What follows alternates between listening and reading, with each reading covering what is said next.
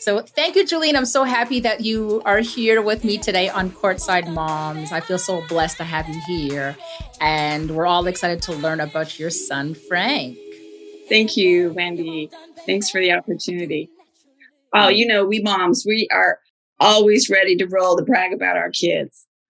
Any chance we can get, any soapbox I can find, I'm standing on it. So Great, thank you. So let's talk about Frank's childhood and how he was an all around athlete who played many sports and eventually got involved in basketball. So, how did basketball enter his life? Well, probably because his daddy played basketball. So he comes from an athletic home, 9 siblings, and I had 5 brothers, and they were athletic. And then our dad, my husband, Al, was a basketball player in high school and played for his university in Daytona Beach, Florida, Embry-Riddle Aeronautical University. And so that's kind of a no-brainer. So Frankie, you're right. Frank played all the sports, anything for the ball. But he kind of, leaned towards basketball, and it's probably because of dad's influence. Found that love eventually. I was reading, I said, wow, he played football, he played lacrosse. I was like, wow. And I said, that's wonderful because you have, how many kids do you have? So we have 5 living. The count is always a story. We actually had 7 children. Our first little babe and our last little babe, they were both sons, died in infancy. I mean, at the time, oh my word, it was just the most heart-wrenching thing for any mama who's had to, give back one of their babes to heavens. So I pushed forward 7 babies. I always tell my children, my favorites are in the heavens. The 2 boys are very athletic. So Frankie also has an 18-year-old brother who's a senior, and he is just heading off to Alabama in a couple hours to go play in an AU tournament. Yes. And then the girls, not so much. They love dance and music. And so we're kind of a segregated household. I do all the girl stuff and dad does all the guys stuff, the boy stuff. We do. We support each other's activities. Absolutely. But, I was always taking the girls to the music lessons and making sure they had all their costumes for their recitals. And Al was doing all the tournaments and that kind of thing with the boys. Dance recitals are just as fun as sports, Mom. Hey, so. I agree. So Frank played AAU, then he went to Lehigh High School. Did I spell that? Did I say that correctly? So he did go to Lehigh High School. No, actually he didn't. He went to Lone Peak High School. He went to middle school and they let him play on the team at Lehigh because I don't know, they just bumped him up in 8th grade. Yes. But Lone Peak was his high school. Right. That's where he eventually transferred to, right? Right. And he later became a McDonald All-American. So share what his high school years were like. Oh, he was living the dream in high school. I mean, for some kids, high school is the worst 4 years of their life. For Frank, I don't want to say it was the best 4 years. I always tell my children, you do not want to peak in high school, children. Life is going to get better. I promise you, and so don't keep looking back to the good old days of high school. But he had a really dreamy high school experience. Obviously, he got a lot of attention and with basketball and it's a big old high school and he loved his friends there. And so I think he would, get a big old smile on his face if you asked him if he asked about his high school days. So he got a great experience there. Did you get to catch any of his games, or were you busy at the dance shows and the ballet and everything else? No, I didn't go to every game, but I tried to go to the most important games. But it felt like I went to every game because all those games, in addition to the AAU games, it felt like it was basketball year round. But no, I did. It was fun. It's fun to have a little basketball boy star, and so it was great. Oh, of course. So Frank, during high school, he originally committed to BYU as a freshman, but then he later decommitted after other schools started making offers. So, what was so special at first about BYU that led to that early decision? Well, I was just like, it was on my list of, things to do, kids going to college, and it was down the street, and it was Brigham Young University. We're members of the Church of Jesus Christ of Latter-day Saints. So it's a church school. So I'm like, okay, yeah, I know there's going to be good kids there. And so I think it was like his sophomore year. I don't even think he was 15 yet. It was 14. And BYU had us down for a recruiting trip. And they offered him, and I'm like, oh, sweet. I'll just cross that off my list. I'll fit for Frank. Done deal. So we didn't think anything else of it. I'm like, okay, we're not going to have to worry about, 5 kids. How are you going to pay for all their stuff in college? And so to me, it was like one less thing to worry about. But then about a year or two passed. I don't know, he was 16, 17. And he was having some good runs in the summer with AAU basketball. And really, what basketball stars come out of Utah? So I just don't think anyone was really probably paying too much attention to, ballers in Utah. And so I don't know, when he was about 16 or so, oh, goodness sakes, all the coaches started calling. Oh, yeah. And I think Frankie and Dad were afraid to tell me that they were thinking of decommitting or entertaining other offers, because our oldest daughter, I don't think she was at BYU yet, but she was on her way to Brigham Young University. And so I think they just always grew up thinking, oh, yeah, that's the school that we'll go to. Yeah. And so when, Coach K started watching him in the summer, I'm like, oh dear, this could be problematic.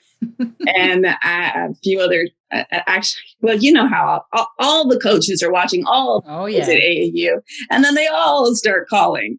And that's right. And so, you never want to waste anyone's time if your child knows that he's really not interested in the school. But he started to get a lot of flurry of activity around those magical years, 16, 17. So after being recruited by so many schools, I mean, Arizona State's called, Duke, Stanford, UCLA, just to name a few. What do you think Duke offered better than the others that made it his final choice? Woo, I get why Coach K can pretty much, one visit in his office and the kid leaves with stars in his eyes. So we had just come from a recruiting trip out to Stanford. Johnny Dawkins, who was a former Duke player, was the head coach. And I really like that campus. It's beautiful. It's Stanford. It's only an hour flight from Utah, close to the beach. I love San Francisco. So, in my mind's eye, I'm like, oh, yes, I'm Stanford. And to be honest with you, Wendy, it's so hard to go to those recruiting trips because every school puts forth their best effort, and they're just kind and wonderful.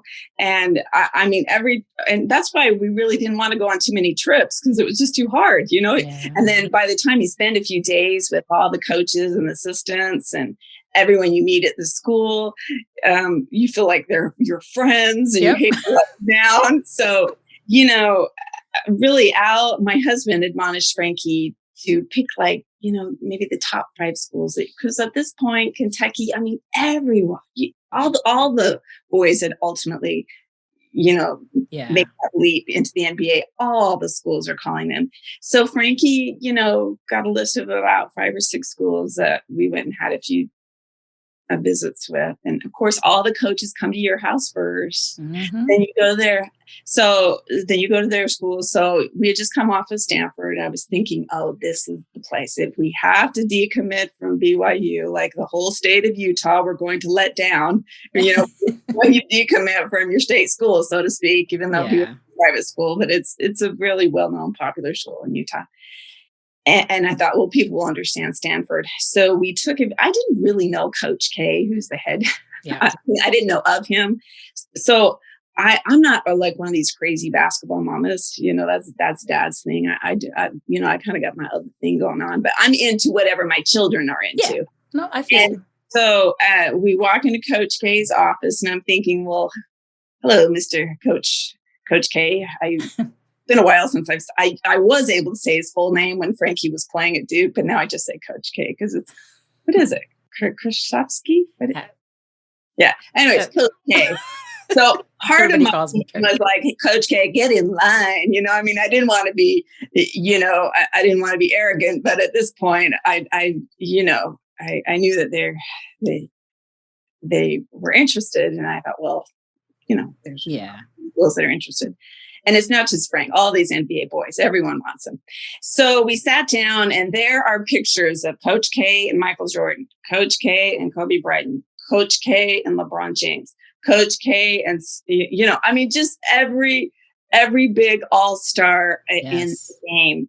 And Coach K had just come back from coaching the Olympics. And he even one point, he probably did this on purpose, showed Frankie his directory on his phone, and he had Michael Jordan on speed dial kind of thing. And then Coach K said something that I knew we were in trouble. He said, Frankie, now this is Frank. He's still in high school. He's 18. He said, Frank, you are a pro player. He said, I know what pro players look like. I can pick them out. I've been at this a long time. He said, I can get you into the pros. That's what I do. And he said, I don't know if you would stay here a year at Duke, 2 years at Duke, 3 years at Duke, but you are a pro player. And so when he said that, I mean, I was like, oh, well, game over. Guess we're going to Duke. I mean, I knew that's what Frankie wanted. That's what Dad wanted. So that is, it was cute. Frankie, we're a praying family. So Frankie made it a matter of prayer because it's where you go to school, I don't care whether you play basketball or not. It really dictates the direction of your life where you take that next step. Absolutely. And so he prayed about it. We all prayed about it. And he got the confirmation that that's where he needed to go. So off he went. Well, making those visits are so important. And you really want to make sure that your child is comfortable. Yes. And like you're saying, it's funny because you're making me reminisce because they throw everything at you. Oh, it's a great school. It's a great program. It's a great this and blah, blah, blah. And everything is fantastic until you get to the next one.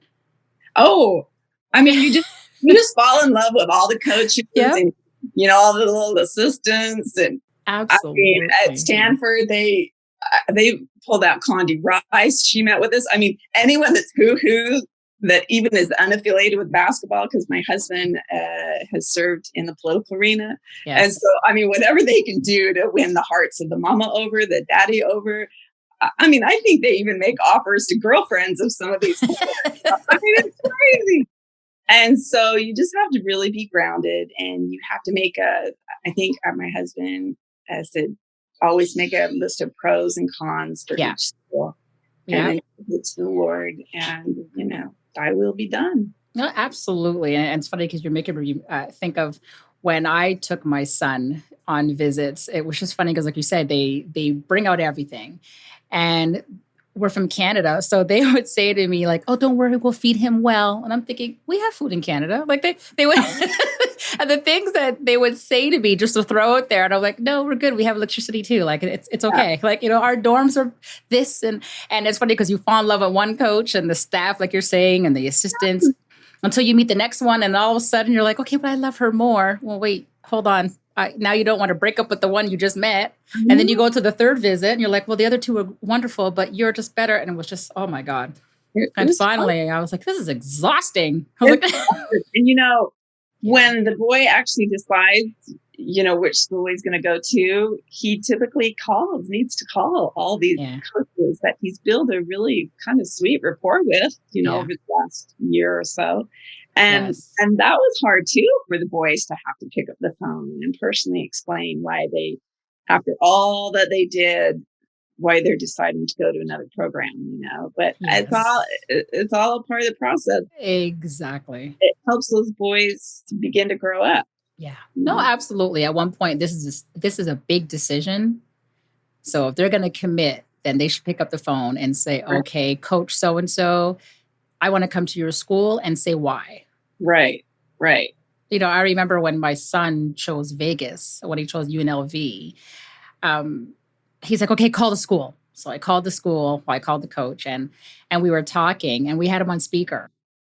And everybody was so excited. He's like, okay, so what's the decision? And we were so quiet for a minute. And then finally, I'm looking at my son like, say something. And he's like, yeah, I think I'm going to come to your school. Oh my gosh, everybody's running around the kitchen. The coach was all excited. So You it's know, just funny. But those are just really sweet moments because life is mostly hard. So those just really thrilling little moments where mhm, it's pure exuberant, you just kind absolutely. of want to like just linger in that moment, because Mhm, mostly that road of basketball and, the pressures once they leave high school, the bubble of high school where they're kind of like king of the hill that's right. and they go into college and they feel that pressure now. Frank felt that pressure at Yeah. Duke. Yeah. And then to make that jump into the NBA, where it's a business, and they Yeah. are they got to grow up almost overnight. So you look at that transition from high school to college. You're absolutely right because now it's completely different. So how was he able to balance the two from becoming now a college student but a college athlete? Because now you're traveling, you're always on the road, but you still have to maintain a good grade average. Like how is he now able to grow up in this little bit amount of time and juggle both worlds? Right, right. Well, we kind of say it was a bubble in Utah.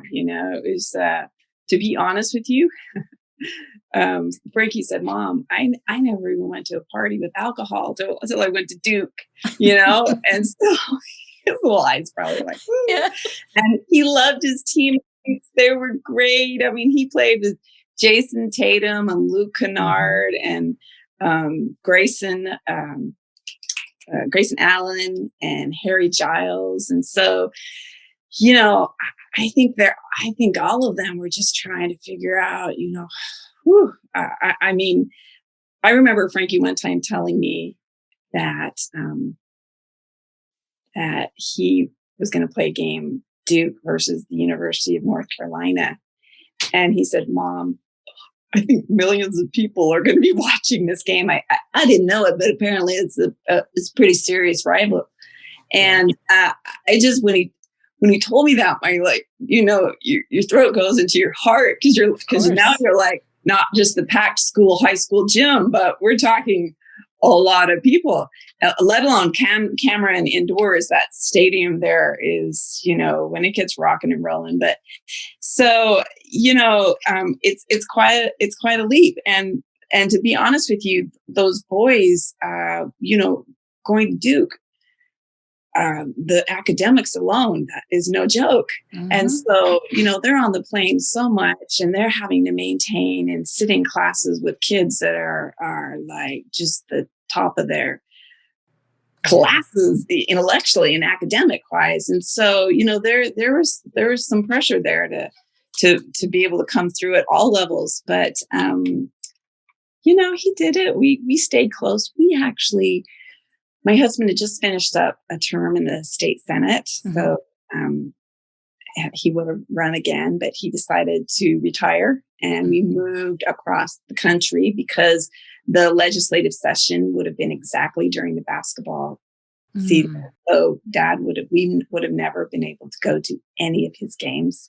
Right. And so we moved across the country to Colonial Williamsburg, Virginia, which is just about 2 hours from Durham, Okay. North Carolina. So we were able to go to every game, and so we were close. We were there, and he would come home from time to time. So but he was able to make that transition somehow. I think the key is mom and dad have to be somewhat close. Yeah. I think too. Absolutely. And you're absolutely right. I mean, they're having that pressure to fit in Yeah. with the school and then fit in the basketball team. Because, like you said, Duke has a lot of stars.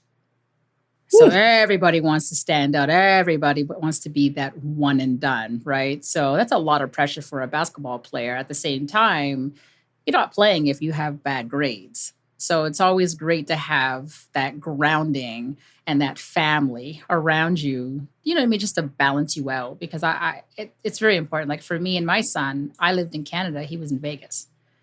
It's a big difference. I was a 6 hour flight away. God. So yeah, so it was a lot of phone, like, you know what I mean? A lot of phone raising. Did you do your homework? Did you do this? Did you do that? I had no choice. I couldn't be at every game. Right. Every game's an away game. Every game was a flight.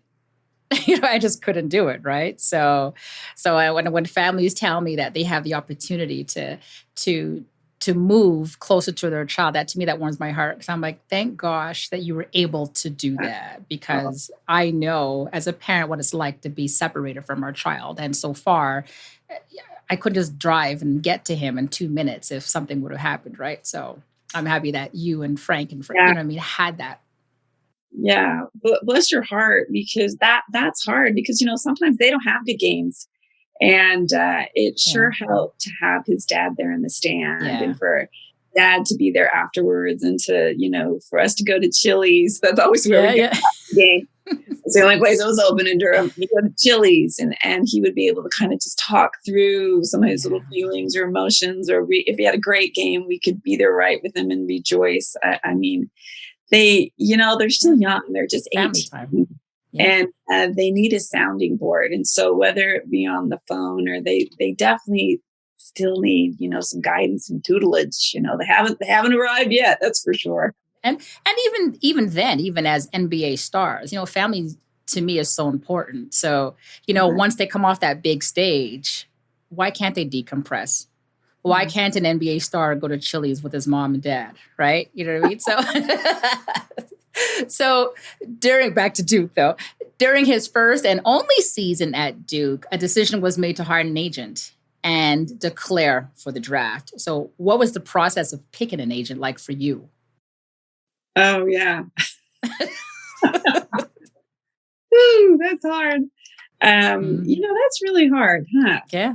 And a lot of players go through a few agents, you Yep. just don't know, because that's kind of like being recruited to go to which college should we go to. I mean, these agents, they make all these promises and they're going to Mhm. do this and that and and so just like life, you gather all the information you can, you take it to God, and then you make a decision. Yeah. And so, Frankie had I think he had two agents before he landed the agent that he's had now for Yes. going on 4 or 5 years.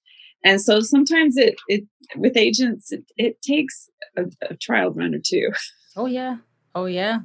Um, what's important for you for an agent? Like, what would you say that's really important? Because I want people to understand, like your testimony, because it's important for people to hear from the people who actually went through it.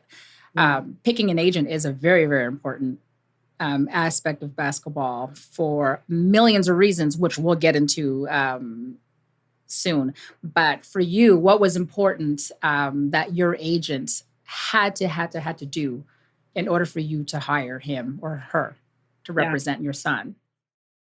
Well, I think you want your agent to share your same values, and you want your son to be able to respect the agent. And when the agent is giving him advice, you want your son to really listen and to heed Yeah. and feel like the agent understands him. Yeah. And uh, to be quite honest with you, the agent that Frankie has now is a member of his faith.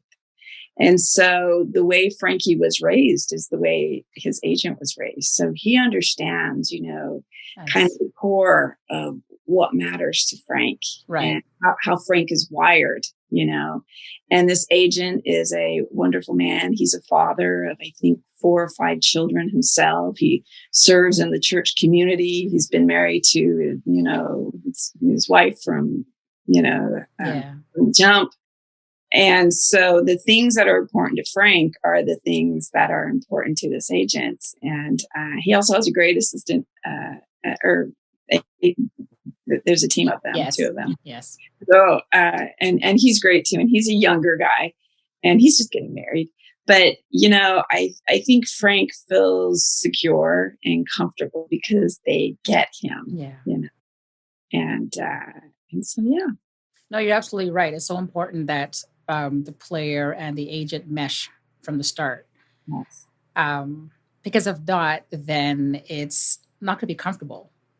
Right. And as a player, you might not even trust your agent because if you're not comfortable with your agent, then you're thinking, well, how is this person going to get me a great contract? Because that's at the end of the day, that's what they're there to do. I mean, they're there to do a million other things, but at the end of the day, it's the livelihood. So you're really putting your everything into this agent and all your trust into this one person who's really going to go out there and I want to say sell, but sell your talent, you know what I mean, to a team, have that relationship with the GMs and the coaches and really say, okay, this player is a fantastic player. And if your agent's unable to do that, then you're just not going to really, it's going to be harder for a player. So you're right. But I think it does start with the heart. It starts with Yeah. And I think maybe even beyond the basketball world, I mean, the window for these boys playing basketball right. like this compared to their whole life.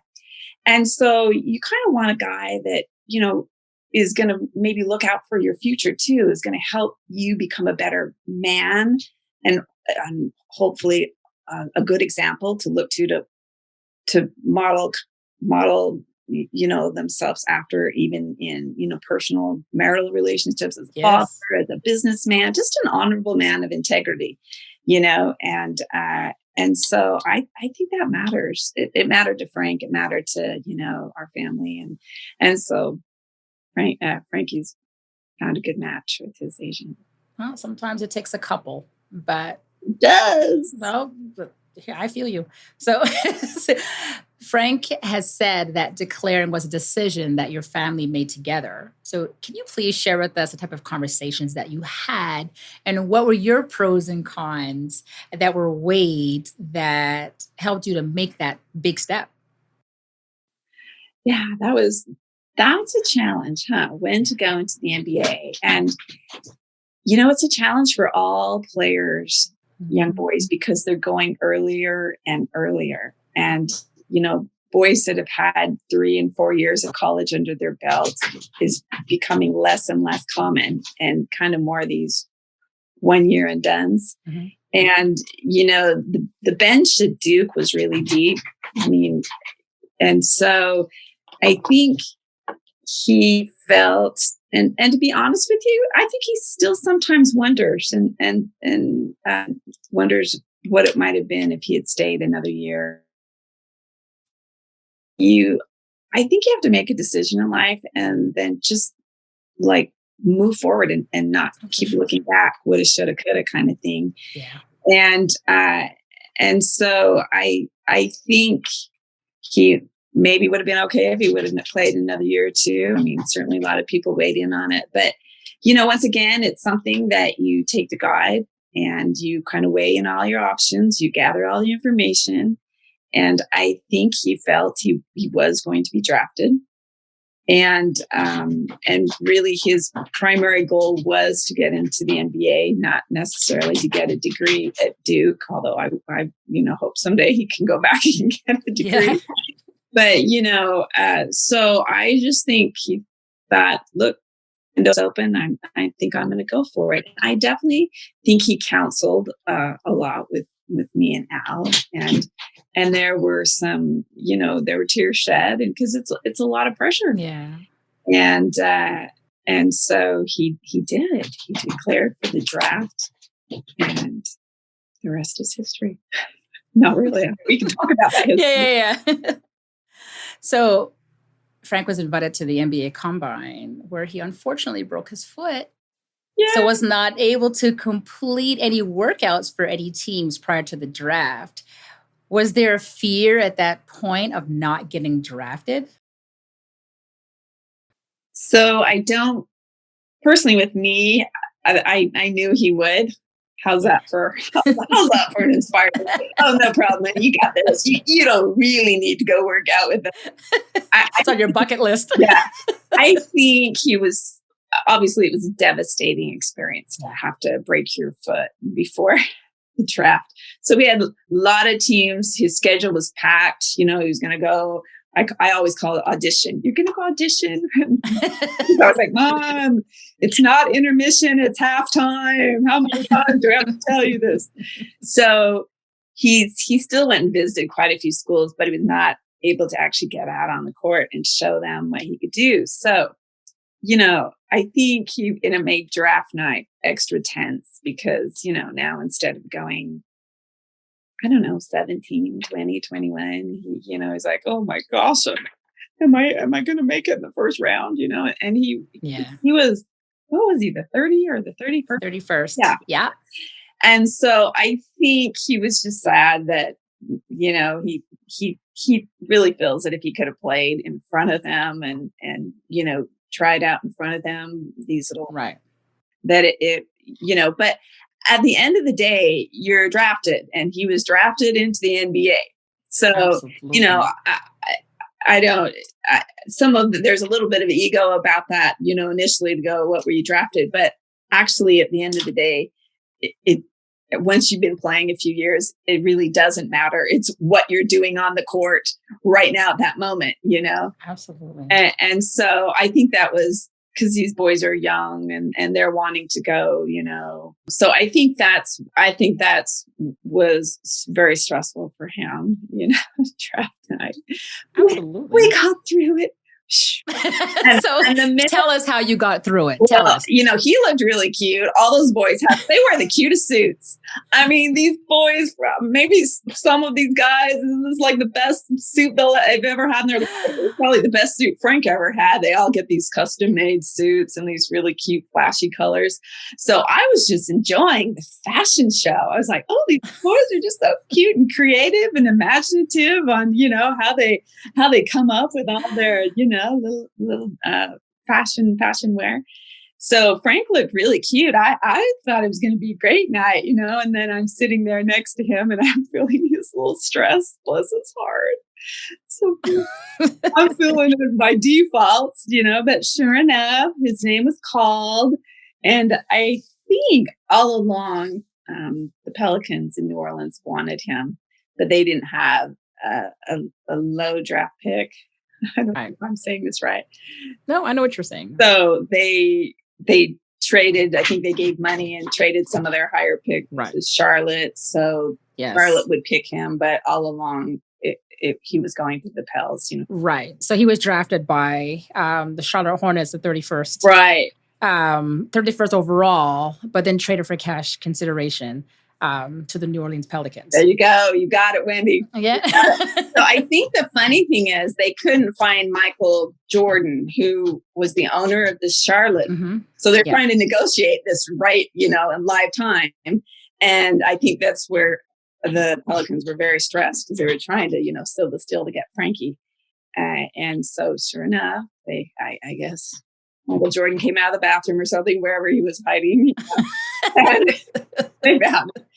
And Frankie, I think like the very next day, that kid's life changes on a dime. He was in New Orleans, and then I flew down like a day later to kind of help him start looking for some places. And it was just super exciting. So, and okay, so I'm happy that, okay, so good. I want to ask about that. So what was it like for you now? Because now this is a whole other realm now. Now you're like, well, hold on a second. My son now, he's an NBA player. So let me get to New Orleans and let me see what the situation is going to be like for him. Because I'm assuming New Orleans is completely different than Utah or North Carolina, right? New Orleans is like completely different from anywhere else in the entire United States. I'm like, exactly. Oh, this is one of a kind city. We just fell in love with it. And so, Frankie's the kind of kid who knows what he likes. And so we were going around town looking at some little apartments, and I liked them all. And then he came upon one that he's like, Mom, this is it. He turned on the sound system, and it was a cool little place. You could walk into the French Quarters, and it's in the Garden District. I think like Beyonce has a home 10 blocks away. I mean, it's just a cool hood. It's like the Southern overgrown. If you've ever been to New Orleans, have you been to? No, not yet. All right, put it on your bucket list. Okay. And it's just one of those places, this old Southern charm. And the funniest thing, so we got a townhouse, just about, 8-minute drive from the arena downtown and about 20 minutes from the practice facility. So he, signs the lease, and come to find out his coach is his neighbor, like 3 townhouses down. Mm-hmm. And so we just laughed about that. So he and his coach were buds. They were neighbors. And so Alvin Gentry, who we just loved, he was great. So we got him, he and I went furniture shopping and we got his little house together. And he laughs now because he's the Detroit Piston and the place where he lives now looks more like him. And he's like, Mom, the first place I had looked exactly like your style, And so Yes. he didn't ask me to go pick out furniture with the second house. Well, by then he knew what he was Yeah, doing. So he knew what kind of couch he wanted. He knew his oh yeah. at that point. Yeah. So I look at your son and like mine, it reminds me of they face so much adversity, the ups and the downs of basketball. So he faced another injury over the summer, which resulted in him sitting out in his entire rookie season. So as mom, how did you get him through yet another challenge in his young career? So yes. So he had surgery on his foot by a doctor, but the doctor didn't quite take care of the problem. So he went to a doctor that the Pelicans felt comfortable with in New York City that had like worked on Kevin Durant and like all those players.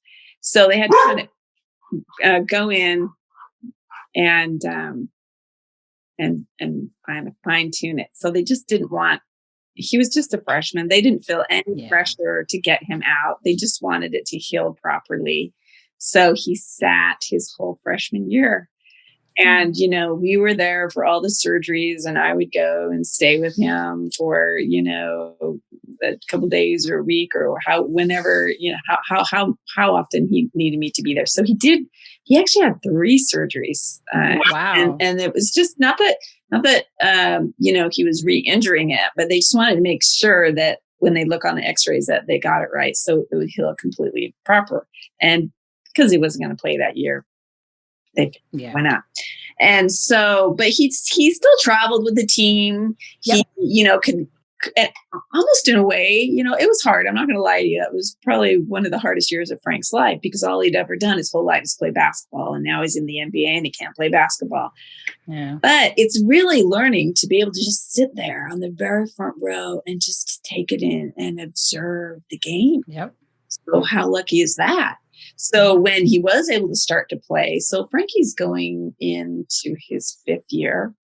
But the first year he just observed and watched. He had the best front row seat in the house. Yeah. And so, I think just like in anything in life, you really can make your lemons into lemonade, and I've heard him say it was a really unique opportunity to learn the game from the bench, and just to observe, watch and feel the pressure of how the guys were handling it and him thinking how I would handle it, And so he got through it like, all trials in life, these things do pass, and I think we just told him, look, all things, just like it says in the Bible, all things work towards your good and will give you experience, as you just turn to God and try and find a lesson in it and try and find the things that can strengthen you and make you, a deeper, more insightful person. And so he did, and he got through it and he's had a pretty good run ever since. So when his second season finally came around and he was cleared to play, what was it like for you to see your son finally make his NBA debut with the Pelicans? Oh, Wendy. I mean, seriously, you're like, is this really happening? Do I really have a kid? Yeah. In the NBA? Because, really from little kids, they say that they want to do things and you pat them on the head and go, oh, okay, sure. You want to grow up and be in the NBA. Okay. Yep. And when it's actually happening, I just felt such a swell of gratitude. I'm like, what are there? 400 NBA players, 400 and 450. Yeah. And so, the chances of your kid really making it into the NBA is just kind of like one in a slim to none. A needle in a haystack kind of thing. Yeah. And so it's kind of like the feeling you have when you have a baby. I mean, you just feel such an outpouring feeling of, gratitude. Thank you for this unique, rare little gift that, the heavens have given you.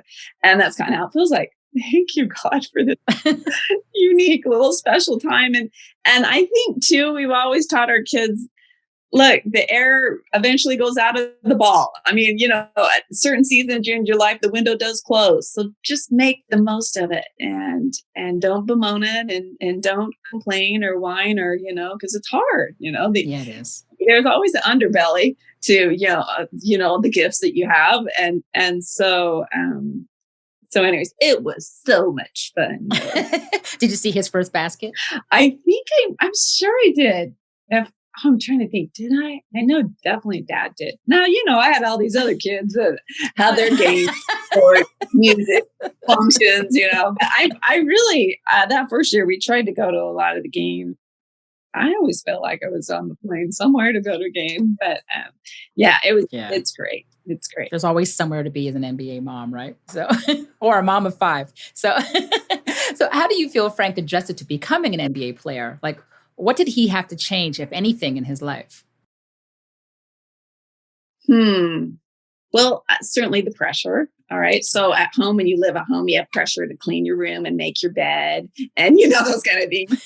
And then now the pressure, millions of people are watching you on TV and they're paying you a lot of money and they expect you to perform every game, And Yep. so these young boys at 19 and 20, 21, they're feeling like, oh, wow, okay, I got to really come through here. And so, to be honest with you, we raised our kids to when they're feeling nervous and scared, you get on your knees and you look up and you turn to God and you try and be the best person you can. And where He gives you much, He expects a lot out of you, but He'll be right there by your side. And so I'm really proud of Frankie. I mean, he's just kind of walked through it, and all these boys kind of have to figure out how to make that transition. We tried to stay close. You want to stay close. You don't want to stay too close though, because, Yeah. They got to kind of cut the cord and spread their wings and figure it out. And so I just got to think that the foundation, this is what we hope, Wendy, as moms, Yeah, the absolutely. foundation that we give them, great teachings of how to be a good person and how to be a person, a kind person, an honest person, and generous person, and hardworking. And you hope that that their roots are sunk deep enough, and then Yeah. spread their little wings and fly high. Absolutely. There's nothing better, like you're saying, when we instill all these values in our children, and then years later, we see it in them. And you think, yeah, they actually did listen. So all those years I was yelling was for nothing, because they did hear me. They said, yeah, I heard you, Mom. I'm like, no, you didn't. But yeah, they did. So the challenge of a mother and mom and dad and mom that, you teaching, Yep. teach. And sometimes you think it's going through one ear and out the other. But Frankie, he was home recently. So we, in our family, we have a little morning devotional. All the kids, they never knew a time we didn't have our little devotional where we'd come together before they go off to school. We'd read the Bible. I'd make them like memorize a little poem or something, and we'd sing a little gospel. Then we kneel down and pray. And so as they got to be teenagers, sometimes the devotional would go a little longer because I would incorporate, some like current events, and I would teach them some of the miracles and stories of America. So they would feel, the specialness of this country and their duty to give back and to keep it strong, to make it strong. And so our devotionals would go on like 20, 30, 40 minutes sometimes. And the kids are like, Mom. And Frankie was like, because he'd had a game the night before or something, or early morning practice that anyways. So he actually told me the other day, he said, Mom, I know you thought I slept through all your devotionals, but he said, I really didn't. I was listening, Mom. And he said, I've taken a lot of what you and Dad have taught me. And I can see, what that was a special thing. And it's helped to ground him. He said, ground me. Of course. And so you're just like, oh, thank you, Jesus. Because sometimes you think, are all my labors for naught, with these. Yeah. That's awesome, though. And like I said, it's nice to see him as an adult, appreciate what you and your husband gave him as a child, and now it's growing with him. And I'm sure you as a mom, you're praying that, you know what, when he gets older, well, he's older now, but you know what I mean. In the future, he's going to pass that on to his family, Yeah. and that tradition continue, because it is important. Yeah. It really is. Right. So after what, 3 seasons with the Pelicans, I believe it's 3 seasons. He's last December actually he signed with OKC, but then he was waived a few weeks later. Adversity again. I just love Frank because this son of yours, yeah, exactly. Shortly after, though, he signed a 2-way contract with Detroit, where he is today. What were the talks with his agent during this period, searching for a new team? Yeah. Because now you're going to show the importance of an agent. Right. Yeah. Well, Frank was always like OKC, so he was thrilled, that he got an opportunity to play with them, and they really tried everything they could to keep him. I mean, they didn't let him go till like the last hour deadline day because they were hoping to move one other player, because I guess they could only have 17 players on the roster or something like that, and they weren't able to move a player that they thought they were going to be able to move to take on Frank. And so they called Frank in, the general manager, the head coach, all the assistants. And they just, they were so complimentary. He played well for them. And they said it had nothing to do with how he played. It was just I guess with all the salaries that they had on the books or something. Mm-hmm. I don't really understand too much of that, but it made sense. And so then you're like, okay, great. I don't even have a team now. And mostly all the rosters had been filled at that point, because it was the last hour of the last day kind of thing. And so, Frankie was he was emotional about it and really a little nervous, but really weren't, because he's a good little player, and he's just, we just have a lot of faith that there would be some teams, and sure enough, there were several teams that were interested in him. To be honest, there was never a time that the agent said, look, I'm talking to 3 teams right now that want him. So, but still, I think in his little minds, it's like, does anybody want me? Yeah. Because he's all at 21, and at 22. And so it's so true. It's just, and it was right around holidays, Christmas, and you know how that goes when they get word that things aren't going their way, and it's supposed to be like a really happy, wonderful time, and so you just kind of walk, just like moms do. We just walk our kids through these hard times and remind them of who they are. There's a God in heaven that has their back, and he hasn't deserted you before. Everything's going to be okay, Yeah, absolutely. And sure enough, he's, faith is everything, right? I mean, whether you're a basketball player or just, just a good Joe on the street, basketball, or, whatever you might do, faith will get you through anything. If you have faith, I mean, you could go to hell and beyond, and you will survive, really. That's how. Oh, for sure. So what blessings have you encountered along this journey so far? Oh, I tell you, so many blessings. It really is such a joy to see all your labors, begin to bear fruit. And I saw how hard Frankie, tried for so many years at his little craft, and just it's just thrilling to see, it, and not that it didn't have its highs and lows, but to see your child doing something that he loves, and that he also can do a lot of good. I mean, obviously it's been great for him financially.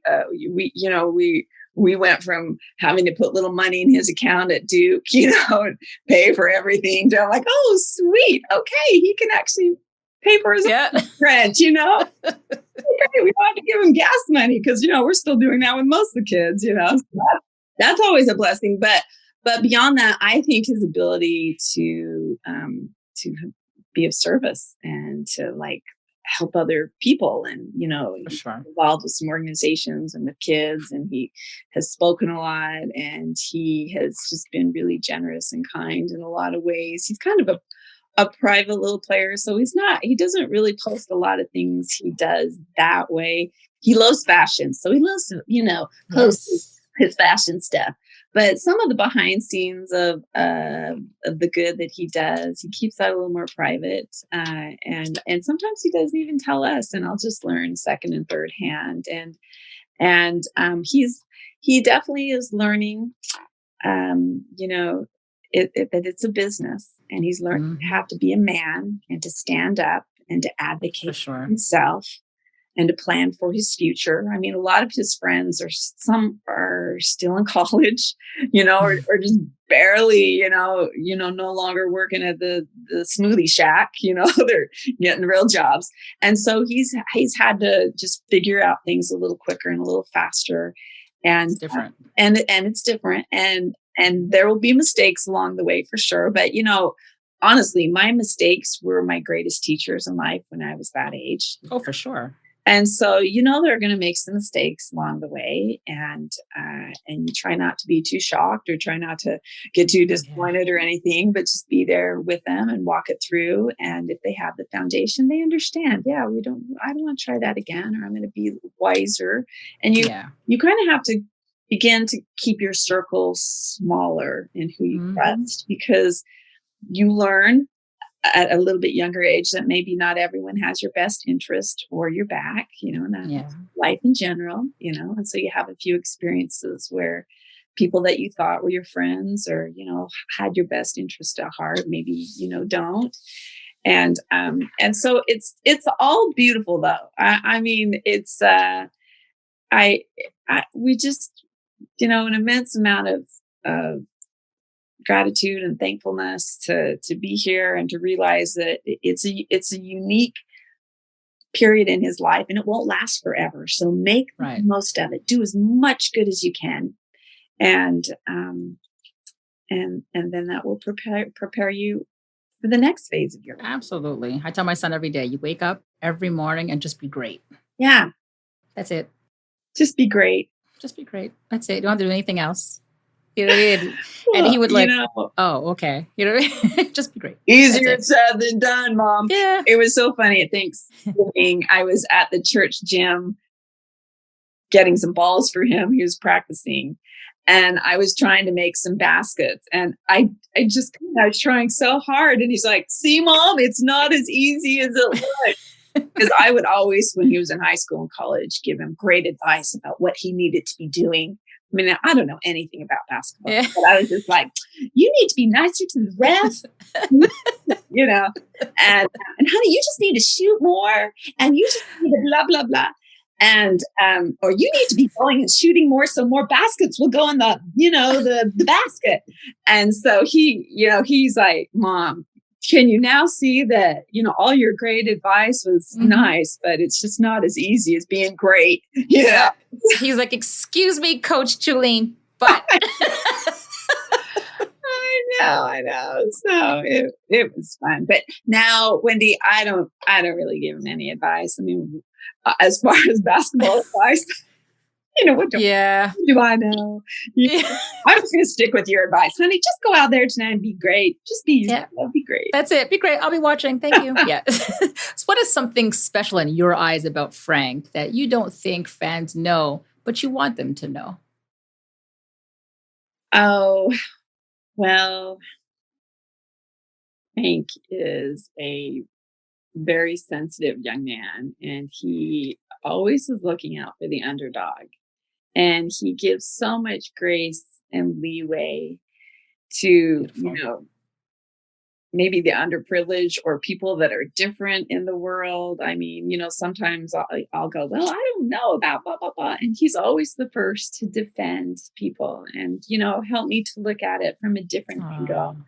And yeah. I think he's just heard some really amazing stories of these players and all that they've kind of had to come through to rise up to be where they are. And he gets that he came from a pretty sweet home where mom and dad were together. And that, if this kid wanted a new pair of shoes to play with, he got it. If he needed money to go on some trips or to have some training or extra coaching, he got it. And he realized, not everyone had that kind of setup. And so he's just sensitive to the fact that, everyone is just trying to do the best that they can. And if they're struggling, it might be because of something in their backstory. So let's just get to know him, and I really love that about him, that he's just not a judgmental dude. I mean, he sees the fine and good in people, and he's a great leader. People follow him. He's a quiet leader. He doesn't always have to, be the smartest guy in the room and be the loudest guy in the room talking smack, but there's just kind of a quiet strength that he has. And there's like a grounding and a stability that he has. And he knows who he is. And so that's my Frankie. Aww. What is it like being the courtside mom to Frank Jackson? The courtside mom to Frank Jackson. Yeah. Oh, wow. Well, Frank kind of has his own style, so he loves clothes. I don't know where he gets that from. I think he saw me trying on clothes as a mama when I would go out. He likes to try on little outfits, and so he always kind of just looks cute. He's just mindful of the details, and he's got some crazy hair going on right now. But even his hair, he comes home, we talk about what hair tips. He gives me hair tips, beauty tips. And so he kind of marches by the beat of his own drum. Although I think all the players kind of have some unique looks going on. Yep, they do. And sometimes even Frank's looks, I'm like, I don't think that's my favorite look right now. But it's kind of fun because he has an eye for business. So he's kind of got this little Rare Roses fashion business on the side. So he's kind of a multifaceted dude. He kind of has got a curiosity, and he likes to tell me about what books he's reading too. So I'm always interested in what's going through his brain. But so he's just kind of got his own little sense of style, and it's kind of fun. The Detroit Pistons, his hair was kind of long and getting longer with every game. And he got a little attention about his hair. People want to talk about his hair. Although he did tell me, Mom, it's driving me crazy. The upkeep on long hair. I have long hair. He's like, Mom, the upkeep is really hard. I think I'm going to have to cut it. And I'm like, oh, thank you. Thank you, Jesus. But even if he doesn't, it's kind of grown on me. So I like that little long hair with the ponytail. However he wears it.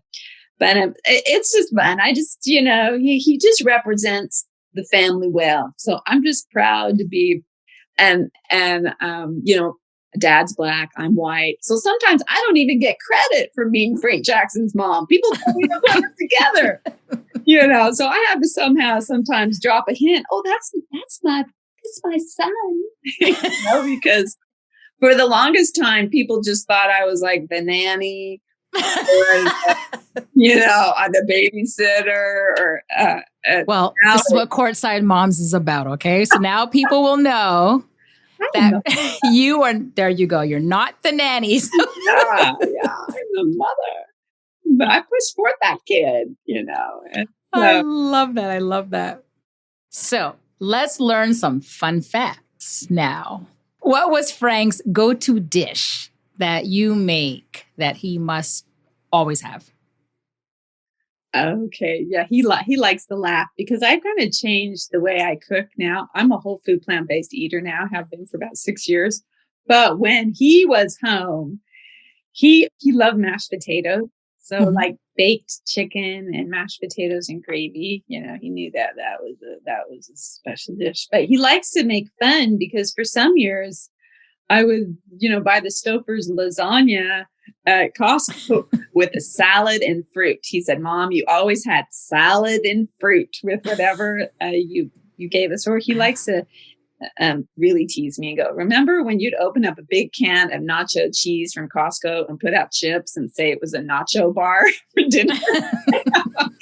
And now I make the most beautiful whole food plant-based dishes when he comes home, and he likes it. But he loves my potato salad, my baked beans and mashed potatoes. And he even is trying to eat meat more sparingly. So his little diet has changed a little bit too since he's gotten into the NBA. So we like to talk about health and nutrition a lot. So my girls are real health conscious.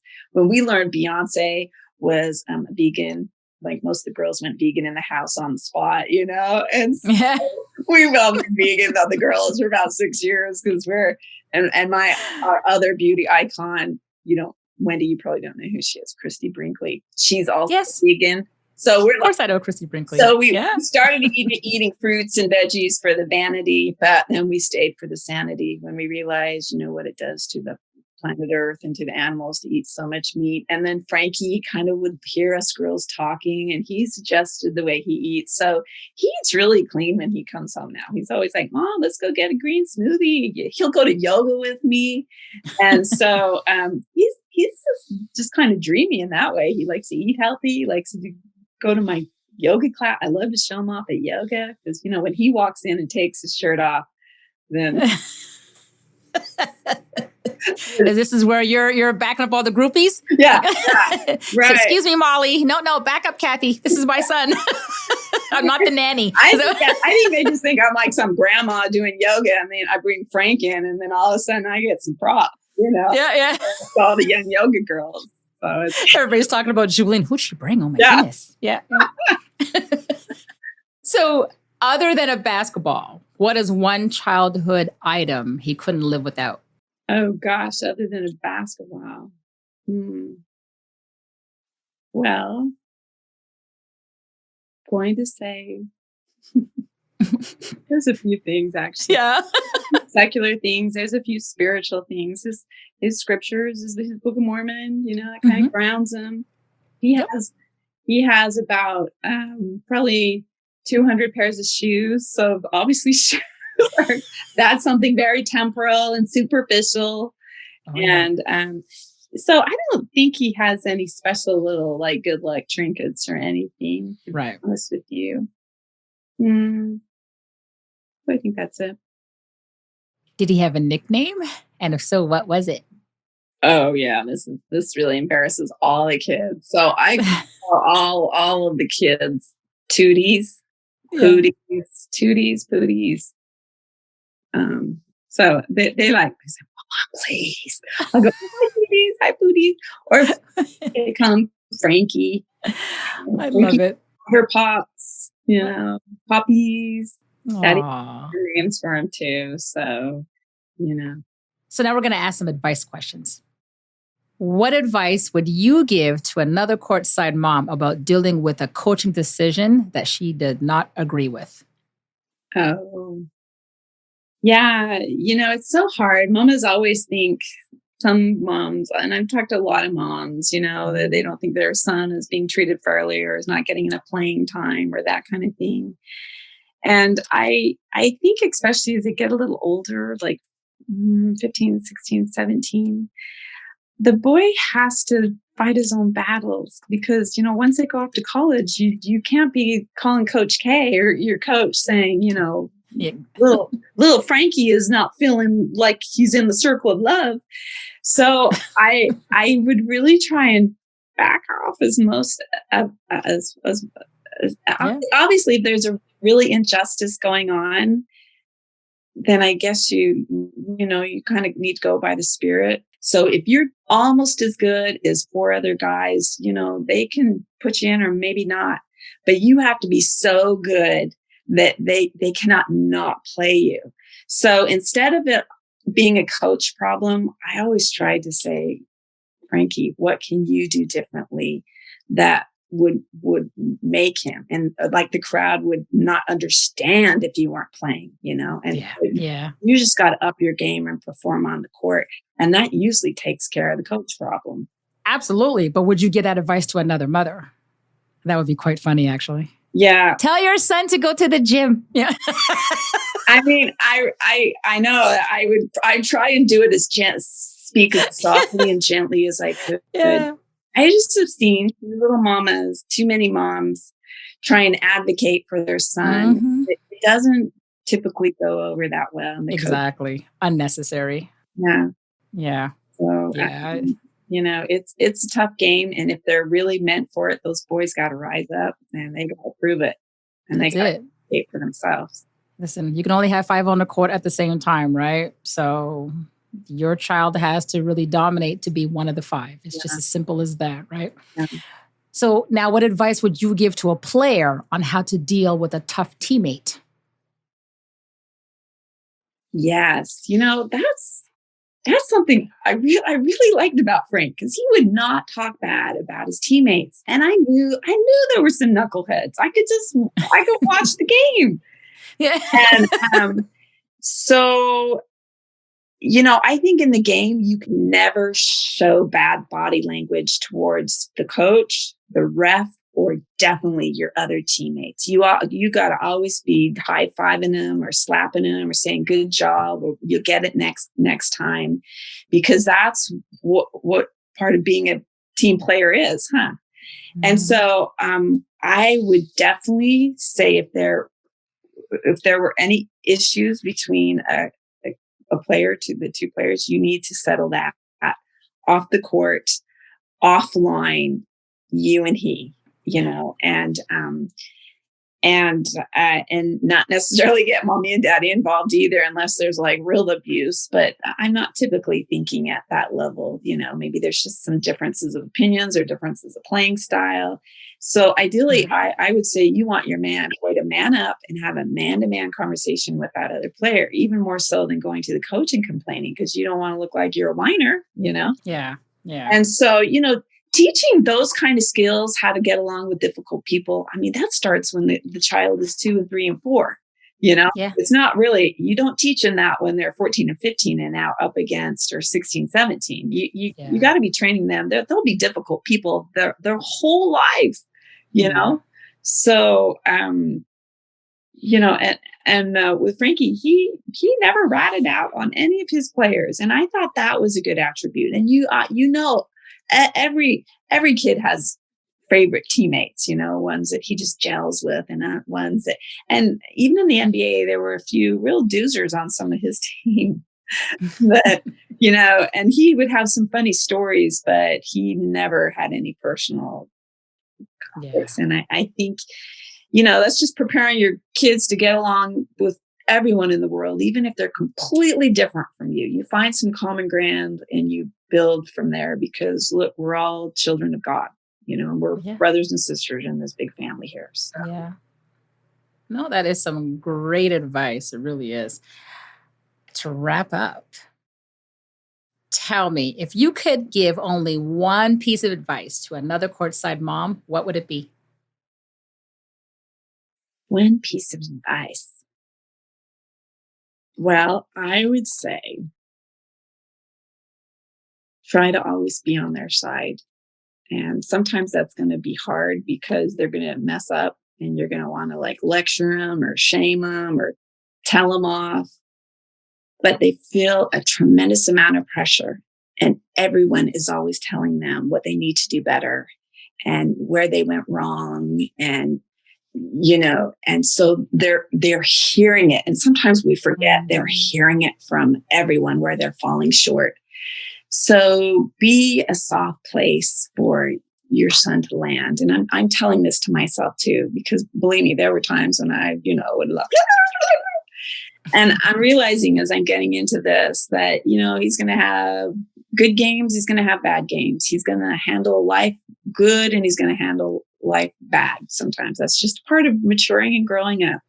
Yeah. So instead of being so quick to nip him in the bud when he fails or when he does something that I don't think is right, just love on him. Because if you taught them well, they already know what they need to be doing. I mean, if I never said anything else to Frankie, if I never gave him one more lecture, he knows exactly how I feel about certain things. So he doesn't need me to tell him where he's falling short. But just to love him and to just be his best cheerleader and just, I mean, obviously we're their parents. And so we're going to be inspired sometimes to say certain things, but to be a little kinder and gentler with them because they're carrying a heavy load. To be in the NBA, it's not an easy thing. It's not easy to get into the NBA. It's even harder to stay in the NBA. Amen. And so, I just think they need to know that you're on their side and you Yeah. have their back. And so I think that's what I'd say. Oh, that's wonderful advice. And I'm so happy that you were here today to share all this with us. Bless you so much for coming on Courtside, Mom Juleen. Oh my gosh, I had a lot of fun with you today. So and I'm looking forward to Green Room to spend some time with you on there and have some fans speak with you. So with that said, thank you so much for coming on Courtside Moms. Great. Thank you so much, Wendy. You are so delightful. I would like to interview you and learn your story about your son. Can tell that you've got a lot of wisdom and I would love to hear some of the things that some of Anytime. Listen, we're Okay. moms, right? We're moms. Girl, And you know we what? got to do lunch. We got to do A- something. Anytime, anytime. Thank you for tuning in, guys. Don't forget to follow us on social media at Courtside Moms and make sure you subscribe to the podcast.